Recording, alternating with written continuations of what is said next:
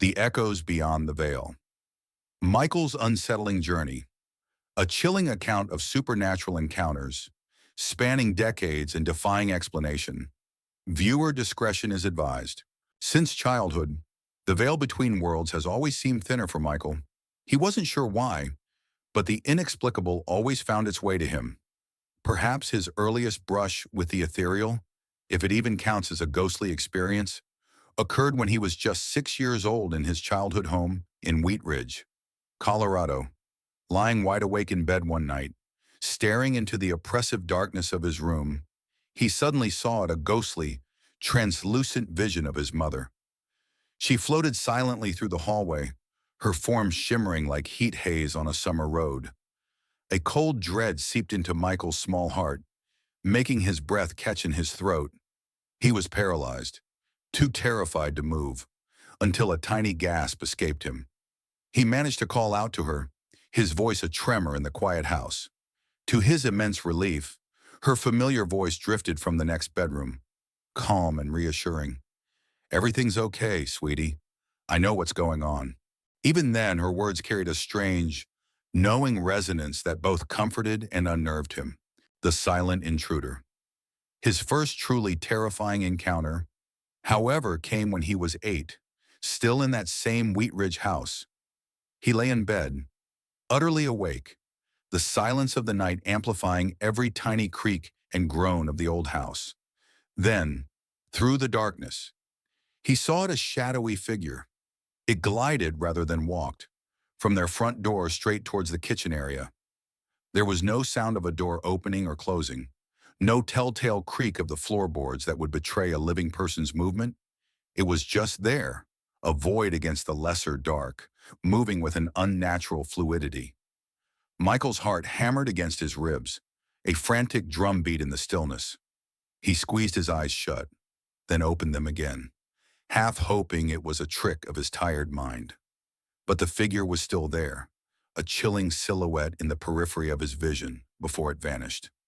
The next morning, a gnawing unease still lingered. He nervously asked his parents if either of them had been up during the night. Both shook their heads in denying any late-night excursions. The realization that he wasn't alone, that something inexplicable had shared their home, sent a shiver down his spine. The Viking Specter. Years later, in 2008, when Michael was 31, he found himself at a friend's house in Westminster, Colorado. His friend was animatedly recounting tales of a ghost that supposedly haunted his home. Intrigued, Michael decided to play the ghost hunter. With a mix of bravado and genuine curiosity, he called out into the seemingly empty room. "If you're in this room now, give us a sign." A moment of tense silence. Then, chillingly, a faint tap echoed from across the room. Then another. Michael's bravado faltered, replaced by a prickle of unease. On another night, they were back at the friend's house, the air thick with casual conversation when the taps began again. This time, they were more insistent, almost playful. Another friend, seizing the moment, pulled out his camera and snapped a picture towards the source of the sound. What the camera's lens captured sent a collective gasp through the room. It wasn't just blurry light or digital noise. It was a ghostly, translucent image of a man, clearly identifiable, wearing ancient Viking attire. And most unsettling of all, he was smiling directly at the camera. A cold wave of recognition washed over Michael.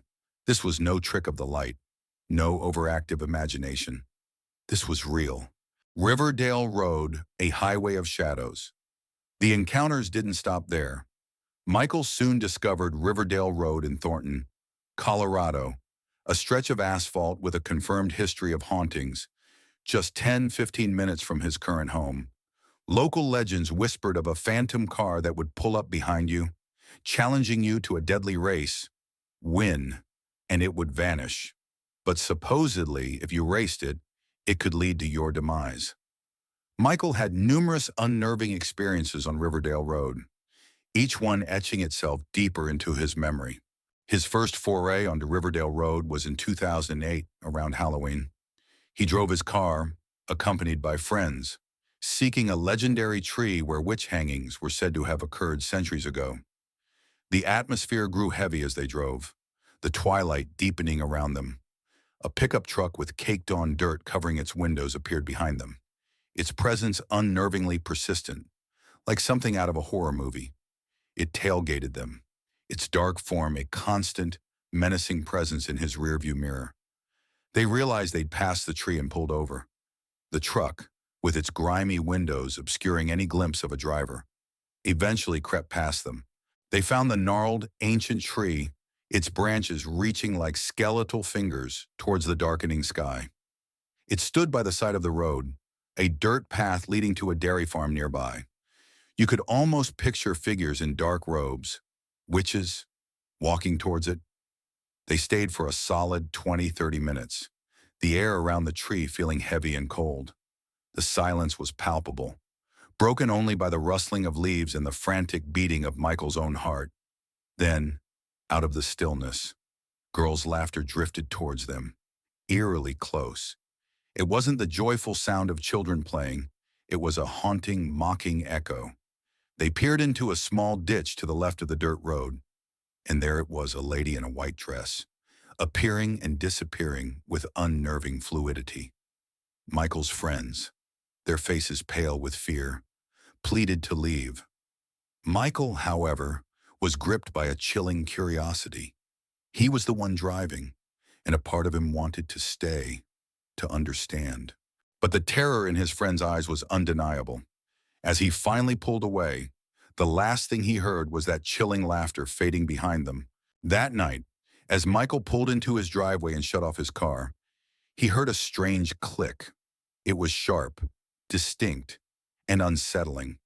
From that moment on, that click would happen from time to time, an inexplicable mechanical anomaly that seemed to follow him. It continued until 2016, nearly 8 years later, when he finally got rid of the car. It was almost as if the road, or something from it, had left a mark. The unseen hand and the spectral farmer. The very next night, despite their unsettling experience, Michael and his friends returned to Riverdale Road. This time, the eerie encounters were less dramatic. The only truly strange thing was a continuous, almost melodic sound emanating from the legendary tree itself, a haunting hum that resonated through the night air, an auditory phantom. A few days later, Michael and another friend, their curiosity piqued, decided to drive closer to the old dairy farm. The legend spoke of sinister happenings there. As they drove down the dirt road, a chilling sight forced them to turn around in a panicked scramble. A ghostly image of a man, translucent and ethereal, was floating towards them. He was wearing a blood-stained apron and clutching a knife, his eyes burning with an otherworldly malice. The sheer terror of the apparition, the silent, menacing approach of the spectral farmer, sent shivers of pure ice down Michael's spine. They sped away, leaving the chilling vision behind them. The last time Michael experienced any significant activity on that road was in 2009, the following year. They got lost trying to find the tree again. A car sped up behind them with unnerving speed, then passed them in a blur. They turned around, and that same car, seemingly impossibly, was speeding up behind him again, only to swerve around and disappear once more. They finally found the tree, lingering for a short time, the strange encounters leaving them on edge. Then, as they decided to drive a little further down the road, a shadowy figure darted across their path, a formless blur that sent a jolt of fear through the car. They immediately backed out, leaving the haunted road behind, vowing never to return. The Stanley Hotel, a honeymoon haunting. In 2013, Michael married his wife. For their honeymoon, they chose Colorado's premier haunted attraction, the Stanley Hotel in Estes Park. It was a place steeped in paranormal lore, and Michael was both excited and apprehensive. From the moment they settled into their room, a strange feeling began to permeate Michael's experience. Whenever he took a shower, an eerie sensation of being watched would creep over him, making the hairs on his neck stand on end. He'd quickly rinse off, his heart racing, trying to shake the feeling that he wasn't alone. One night, as he lay in bed on his stomach, a distinct pressure formed on his back, as if someone was pushing down on him. A sudden, cold dread enveloped him. He quickly turned over, his eyes wide with fear, to look at his wife. She was sound asleep, undisturbed. It wasn't her. The realization left him breathless, a silent terror gripping him in the darkness. They decided to take a ghost tour at the Stanley. Michael found it incredibly cool, a perfect blend of history and the macabre. Their guide spoke of a maid who had tragically died in a fire at the hotel and whose spirit was said to haunt the premises, sometimes even trying to break apart couples if she believed they weren't properly married. Michael couldn't shake the chilling thought that it might have been her, the spectral maid, who had visited him in their room. The tour led them into a grand music hall-type auditorium, and then down into a basement filled with various rooms where guests had actually stayed. They entered a room where a gentleman with mental health issues had once resided. Each time they entered, the guide insisted they announce themselves, explaining their presence. As Michael walked into that particular room, he could feel it, an unmistakable sense of discomfort, a heavy, oppressive energy that settled over him, raising goosebumps on his arms. Across the hall was another notorious room, haunted by the spirit of a runaway girl named Lucy, who had died in a fire there in 1969. One of her spectral trademarks was said to be closing the door to her room by itself. Michael found this intriguing, but also a bit skeptical. What if the door was spring-loaded, he wondered. But what truly convinced him was a moment when he had stepped out of the room. As he walked back in, the door, without any visible cause, began to slowly close. Just as he approached it, as if sensing his intention to enter, it stopped mid-motion, leaving just enough space for him to walk in. It was a calculated, deliberate act that left him with a profound sense of awe and a chilling certainty. Connecting beyond Norma Jean. In February and March of a recent year, Michael sought out two mediums, hoping to make contact with his deceased parents. He felt both sessions were successful, a comforting, if eerie, experience, without the use of Ouija boards or tarot cards. However, it was during the session in March that something truly unexpected happened during a connection with a third person. Michael won't go into the entirety of his medium experiences, but this particular encounter, and the reasons behind it, were profound. He was visiting family in Farmington, New Mexico during this session, so it was conducted via Zoom. He found privacy in his goddaughter's bedroom, surrounded by stuffed animals. After connecting with his mother and a second individual, a new, astonishing presence made itself known. That person was Marilyn Monroe. Michael, however, chose to refer to her by her birth name, Norma Jean. The reason for this connection was deeply personal and inexplicable. What had truly drawn him to her, he suddenly developed a profound liking for her. Within weeks of his mother's passing in 1998, he was 21 at the time. His mother had no particular affinity for Marilyn, so this sudden fascination felt entirely out of the blue, almost alien. He saw a picture of her, specifically a rare image of her as a brunette, and was instantly captivated. His father thought it was strange, and Michael himself admitted it felt odd. He began having numerous dreams with her in them, all appearing almost randomly. In one, she was a brunette, and while her appearance wasn't precisely a perfect match, his brain registered it as unmistakably her. In another dream, he was walking somewhere and happened to encounter her. Words were exchanged, and though he couldn't recall if it was him or her who spoke, he distinctly heard, "See you later." He remembered waking up, falling asleep again, and sure enough, the prophecy was true. He saw her twice more that very night in subsequent dreams. In 2007, Michael had the unique honor of visiting her crypt, as well as the infamous mirror at the Roosevelt Hotel that graced the room she rented during her residency there. These tangible connections to her life only deepened his fascination.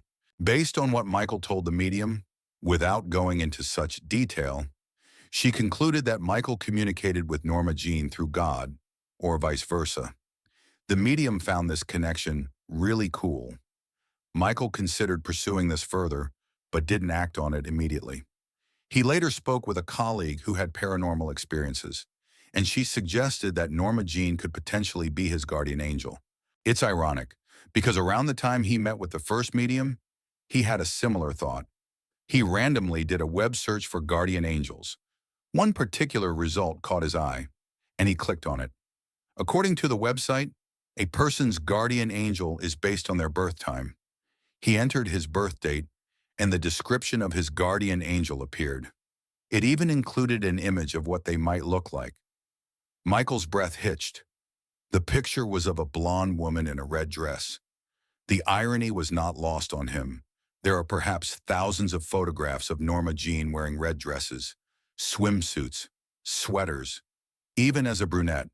During their conversation about Norma Jean, while Michael was on his goddaughter's bed, he heard something fall from behind him. All that was on the bed were stuffed animals. When he looked back, nothing appeared to have been disturbed. But when he heard the item fall, it didn't feel like a mechanism to scare him. Instead, it felt like a gentle, hello, a subtle acknowledgement, I see you. The next day, when he told the medium about the incident, she too found it really cool. On Easter, Michael spoke with a cousin about his experience with Norma Jean. He didn't explicitly name her, but showed a picture. His cousin had a strong gut feeling about who he was talking about. Michael gave her some clues, avoiding any mention of movies or even her iconic blonde hair. Yet, his cousin somehow believed he had said blonde. After his 3 medium experiences, Michael became more convinced than ever that some mediums possess a genuine ability to make profound connections with loved ones and even other spirits. The echoes beyond the veil, for Michael, were undeniably real.